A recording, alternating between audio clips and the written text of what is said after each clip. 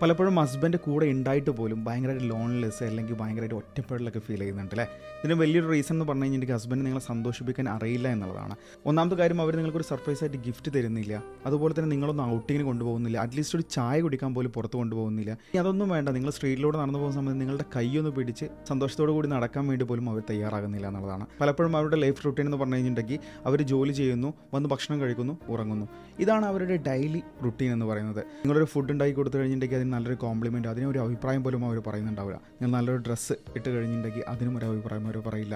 അതായത് നിങ്ങൾ അവരോട് ലവ് ലാംഗ്വേജോട് കൂടിയിട്ട് സംസാരിച്ചാൽ പോലും അവർ നിങ്ങളോട് തിരിച്ച് ഇങ്ങോട്ട് എക്സ്പ്രസ് ചെയ്യാത്ത ഒരവസ്ഥ. ഇങ്ങനെ വരുന്ന സമയത്ത് നിങ്ങൾക്ക് ലവ് ലാംഗ്വേജ് അറിയാം, നിങ്ങൾക്ക് എക്സ്പ്രസ് ചെയ്യാൻ അറിയാമെന്നുണ്ടെങ്കിൽ പോലും നിങ്ങളുടെ ഇമോഷൻസ് ഫുള്ളി അവിടെ ഡാമേജ് ആയിക്കൊണ്ടിരിക്കുകയാണ്.